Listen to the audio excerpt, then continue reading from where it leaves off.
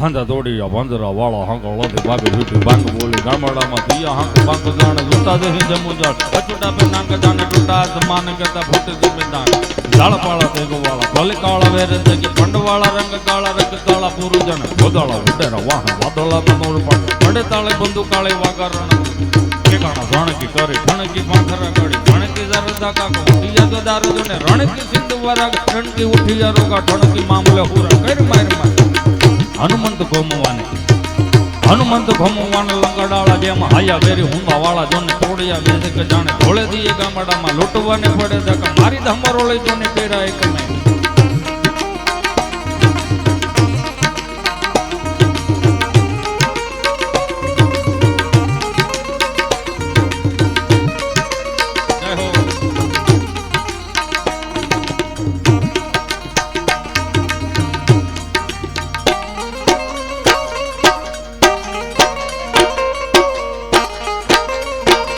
હંદ થોડી પાંજરા વાળા હાંગળતી બાગુ સિટી બાંગ બોલી ગામડા મતી હાંગ બાંગ દાણ ટુટા દે હે જમુડાળા બચુડા પેનાંગ દાણે ટુટા આસમાન કરતા પૂરી જમે દાંગ દોને દાળ પાળા તેગ વાળા ફળ કાળા એજા પાંડવાળા રંગ કાળા રંગ દાળા પૂરું જાને ભોજાળા ઉડેરા વાહે વાદળાના મોર પાડ પડ તાળે બંદુ કાળે વગરાનો તો ઘણા દાણ કે કરે ઘણ કે પાંકરા કાઢે દાણ કે દારૂ દાકા ઉઠિયા તો દાર જોને રણ કે લેંદ વરગ ઘણ કે ઉઠિયા ઘણ કે મામલે પૂરા કરી માર કરે ગોમવાને લંગડાળા જેમ આયા વેરી ઊંડા વાળા જોને તોડિયા વે કે જાને ધોળે દીએ ગામડા લૂંટવાને પડે તો મારી મોરોળી જોને કિરાય તમે અહીંયા કઈ હસલ નહીં ને ન્યાય કઈ હસલ નહીં કઈક તો હસલ થવા જોઈએ કે નહીં દાને ઉપરથી ગયું લાગે જેમાં 8 વર્ષનો છોકરો આવ્યો હાથમાં ચીઠી લઈને આવ્યો કુછ સમજાય એસા બોલે પાછું મારે મેં કીધું પાછું પહેલે ચાલુ કરવાનું ખબર નહીં હું હોયું મેં વળે અમારા ચારણો હનુમાનજી મહારાજના રૌદ્ર સ્વરૂપનું વર્ણન કરે મને એમ થયું હનુમાનજી મહારાજના રૌદ્ર સ્વરૂપનું વર્ણન કરું જો આના ચહેરા ઉપર સ્મિત આવે તો તમારા ચહેરા ઉપર એક સ્મિત આવે ને તો અમને અમારું પેમેન્ટ તો મળી જતું હોય પણ અમારો અખિલ બ્રહ્માંડનો નાક અમારી હાજરી પૂરે આ દહને રાજી કરીને એવો છે દુઃખી કરીને નહીં દુઃખી કરવામાં હાવ કલાકારોનો ફાળો નથી થોડોક સમાજનો ફાળો છે થોડુંક શેક ન્યા કરી લેજો તીખારા ક્યાં થાય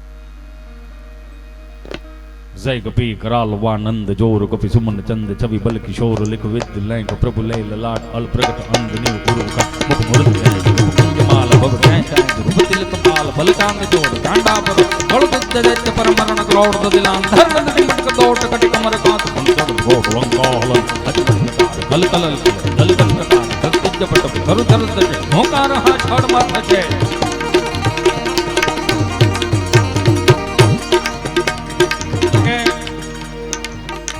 સંતો બેઠા છે બુદ્ધિજીવી વ્યક્તિઓ બેઠા છે હમણાં બાપુ મને આ એક હનુમાનજી મહારાજના રૌદ્ર સ્વરૂપનું વર્ણન બોલું ને એટલે મને હકીકતમાં તો આ બોલવું ને એ પટેલના છોકરાનું કામ જ નથી પહેલી વાત અને સ્વીકારવું પડશે સ્વીકારું છું હું કદાચ સાહ સીધા નાખી શકું પાવડો હલતો તેની ફાહ નાખી શકું આ હું ગોખી શકું લખી આપણું કામ નહીં લખવું એવો હા એ તમે વાંચીને બોલી શકો ને ગોખી શકો પણ ખરેખર ચારણની જીભ હોય ને એ એને આને ઢાળ આપી શકે એને ન્યાય આપી શકે મને કદાચ તમે અહીંયા આવીને એમ કહો હિતેશભાઈ ઘોડાનું વર્ણન કરો તો હિતેશભાઈ પટેલના છોકરા ઘોડાનું વર્ણન ન થાય એ કે ભેહીની બાજુમાં જ ઘોડું બાંધે એની અલગ ઘોડાહાણ ન કરાય આ એક સહજ વાત છે અને એ કદાચ એને હાલો બાઈ જોઈને કદાચ ઘોડોને બારું કાઢું ડેલીની બારું આમ લઈ જતો હોય ને કદાચ 4-5 કૂતરા બહેન ઘોડું ભડકે ને તબડક તબડક તબડક તબડક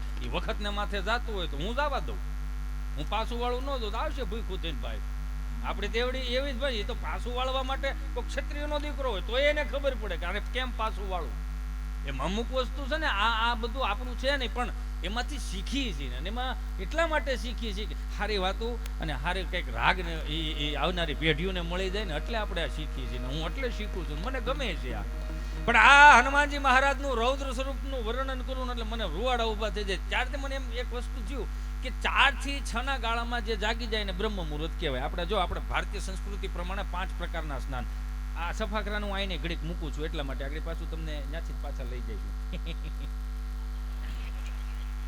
આ ભારતીય સંસ્કૃતિ પ્રમાણે 5 પ્રકારના સ્નાન પહેલું સ્નાન 4 વાગે જાગી અને સ્નાન કરો એને દેવ સ્નાન કહેવાય 5 વાગે જાગી અને સ્નાન કરો એને મુનિ સ્નાન કહેવાય 6 વાગે જાગી અને સ્નાન કરો એને બ્રહ્મ સ્નાન કહેવાય. 7 વાગે જાગી અને સ્નાન કરો એને માનવ સ્નાન કહેવાય. 8 વાગ્યા પછી જે જાગી અને સ્નાન કરે, આ હિતેશ અંટાળા બાપુજીની ડાયરીમાં નથી હો આ બધું, આ ઋષિમુનિઓ આપેલું ઈ કહું છું, ઘરનું નથી લઈને નીકળો. 8 વાગ્યા પછી અને જાગી સ્નાન કરે એને રાક્ષસી સ્નાન કહેવાય. એટલે જાજી તરે નેગેટિવિટી બુદ્ધિ આપણે વધારે આવે. આ હું નથી કહેતો. તમે જો સુરતથી અથવા તો અહીંથી ગામડેથી અથવા તો આપણે મોટો 800 કિલોમીટરનો રસ્તો કાપવો હોય તો આપણે વહેલા હુકામ નીકળી 3 વાગે હુકામ નીકળી જઈએ કે વહેલા હારે આપણે બપોર થાય ને પહેલા પૂગી જઈએ. હુકામ ટ્રાફિક નો નડે એટલે જ ને.